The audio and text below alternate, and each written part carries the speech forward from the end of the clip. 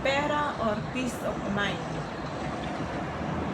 Tapusin mo ang bidyong ito upang alam mo kung paano pumili kapag ikaw ay nasuong sa isang sitwasyon na kailangan mong pumili between pera or peace of mind.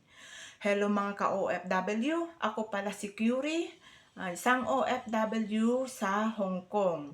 Pero kasalukuyan nandito sa Pilipinas upang mag-wait ng visa dito ngayon.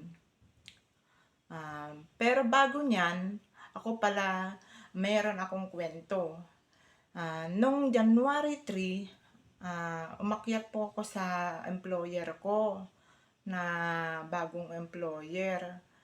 Kasi yung nag-wait po ako ng visa dun sa Hong Kong kasi good release po ako dun sa previous kong employer. Kaya pwede po akong maghintay ng visa sa Hong Kong na hindi na mag-e-exit. Yun, January 3, umakyat po ako ng gabi doon sa employer ko. Pero nung pag-akyat ko na yun, napansin ko na mayroon kakaiba na sa kanya. Tapos, parang natatakot po ako dun sa kanyang bahay. Kasi ang kanyang bahay, kung i-describe ko ay parang magulo. Kasi tapos mag-isa lang niya dun sa bahay. Kaya ang akala ko, ma-handle ko siya kasi nga mag-isa lang siya.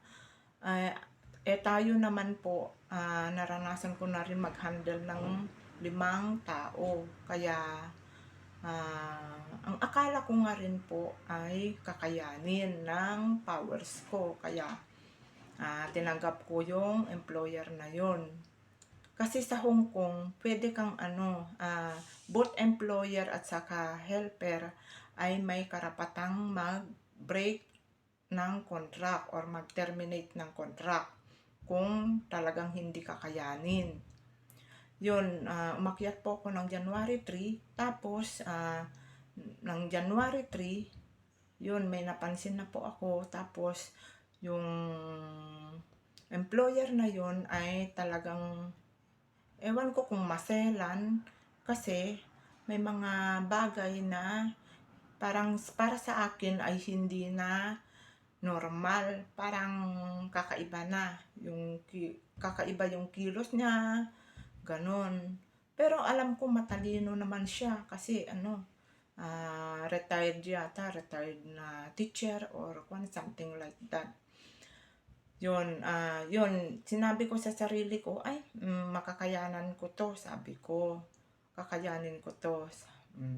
Nung madaling araw ng January 4, itinakbo po sa hospital. Sinundo po kami ng ambulance kasi may naramdaman po siyang sakit sa kanyang katawan. Kaya sinamahan ko po siya dun sa hospital. Mga talagang umagang-umaga yun. Tapos, yun, nagtagal kami hanggang hapon sa hospital. Nakauwi na yata kami nung bandang alas 4 ng hapon. Doon na rin kami nag-lunch doon sa hospital. Tapos nung January 5, basta may kakaiba doon sa employer, pabago-bago siya ng mood. Tapos kasi nakita kong iba-iba ang kanyang iniinom na gamot.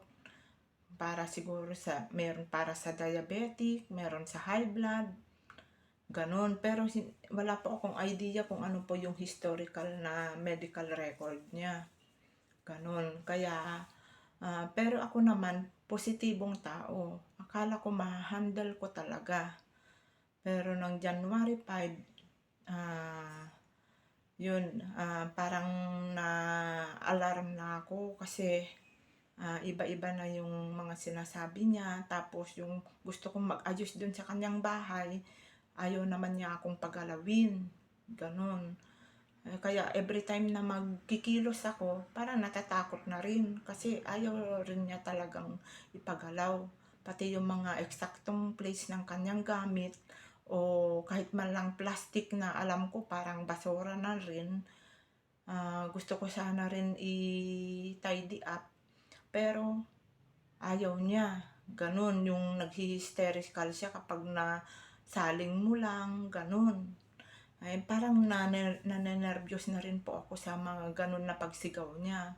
Kaya ang ginawa ko na lang, obserbahan yung employer na yun na pinag-akyatan ko nung January 3. Yun, pati yung pagkuhan ng pintuan, yung lock ng pintuan, dapat fingerprint niya. Ganun, pagbukas at pag-lock, fingerprint. Hindi po ako makakalabas doon hanggat hindi po niya bubuksan. Kasi fingerprint po niya ang kailangan. Pero ganun pa man, nag-precaution na ako talaga. Inihanda ko na rin ang sarili ko kasi pakiramdam ko na stress na ako doon sa kanyang mga kinikilos. Pero naaawa naman ako sa kanya kasi ang dami niyang sakit nararamdaman. Ganun. Tapos ako lang ang kasama niya. Kumbaga, dalawa lang kami doon sa bahay. Yun, talagang titiisin ko rin sana. Pero nung January 5, talagang nag-iba na naman ang kanyang mood. Yun, gusto na niya akong umalis. Tapos, ako naman, pakiramdam ko nasisikipan na ako doon. Tapos, hindi po ako mapakali, ganun. Hindi ko rin po alam kung anong pwede niyang gawin sa akin kasi basta meron po siyang kakaibang kilos, ugali, ganun. Kaya ako, natatakot, na-stress, tapos nanenervyos po ako every time nakikilos ako sa kanyang bahay. Sabi ko, hindi ko kakayanin to, sabi ko. Pero parang gusto ko rin sanang kayanin kahit man lang isang buwan, ganun. Siyempre, ayaw ko rin masira yung record ko. Yun, pero nung bandang hapon ng January 5, talagang sukdulan na rin. Kasi iba na talaga. Tapos, nag-hysterical na siya talaga na gusto na niya akong paalisin. Okay naman kami ng bandang lunch, ganun. Sinamahan ko pa siya dun sa clinic para magpatingin sa compound nilang na doktor. Ganun. Pero ewan ko, nag-iba na naman ng mood ng bandang hapon. Yun, pinapaalis na ako. Sabi ko sa sarili ko, hindi ko siya iiwan hanggat meron sana rin makakatingin na iba na aalis ako doon, na okay siya. Hanggang sa gumabi, ganon. Yun, ako na ang mismong tumawag sa mga pulis kasi na-alarm na rin ako. Sasapit na naman ng gabi. O, ganon na naman ang sitwasyon. Kaya sabi ko, tumawag na ako ng pulis at ma-assist nila akong bumaba dun sa employer na yun. Kasi talagang hindi ko rin kakayanin emotionally, then physically rin. Kasi minsan nagwakwan siya, nananakit din. Kaya yun, nagdesisyon ako na kailangan kong umalis doon na meron assistant ng pulis para kung ano man ang mangyari sa kanya, hindi ako ang mapagbintangan. Kasi malay ko kung anong gagawin niya sa kanyang sarili. Siyempre, i-save po natin ang ating sarili. Yun, dumating po ang mga pulis, yun, pinatingin niya yung mga luggage ko. Tapos, yun, napansin ng mga pulis yung kakaiba niyang kilos. Kaya sabi ng mga pulis sa akin, wag mag-alala kasi sasabay ka sa amin na aalis, sabi nila. Yan din ang gusto ko talaga.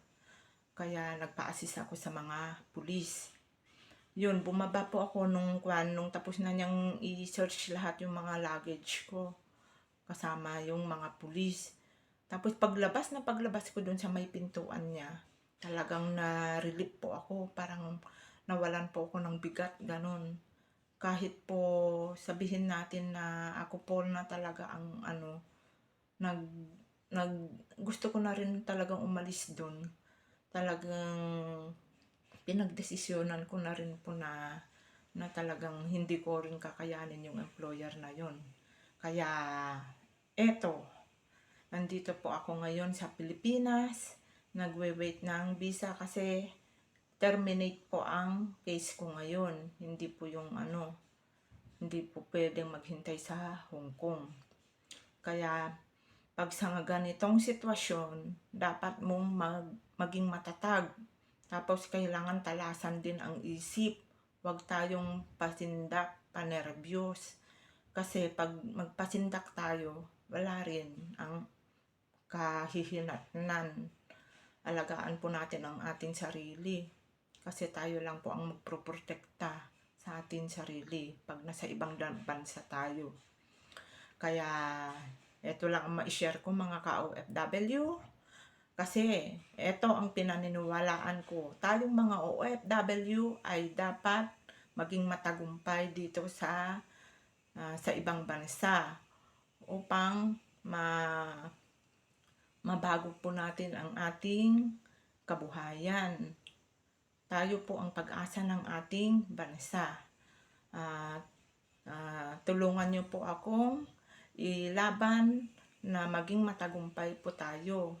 Huwag po tayong pasisindak at ibawasan po natin yung mga broke na umuwi dito sa Pilipinas na wala man lang paano magsimula, ganun. Tulungan po tayo mga ka-OFW. Sa tulong na rin ni Lord, magiging matatag tayo at mapagpakumbaba. Hindi po, wag po tayong maging hambog kung ano man ang makuha natin, ma-earn natin pag nasa abroad tayo. Kaya hanggang dito na lang po. Salamat sa pagtapos ng bidyong ito. Magiging matatag po tayo. Join po kayo sa ginawa kong FB group, OFW Lighthouse. I-search nyo lang po doon sa Facebook. Tapos mag-join po kayo para doon po tayo mag-usap-usap kung ano po yung mga dapat gawin ng isang OFW para maging matagumpay sa ibang bansa. Salamat po. God bless us. At mahal po tayo ni Lord. Thank you.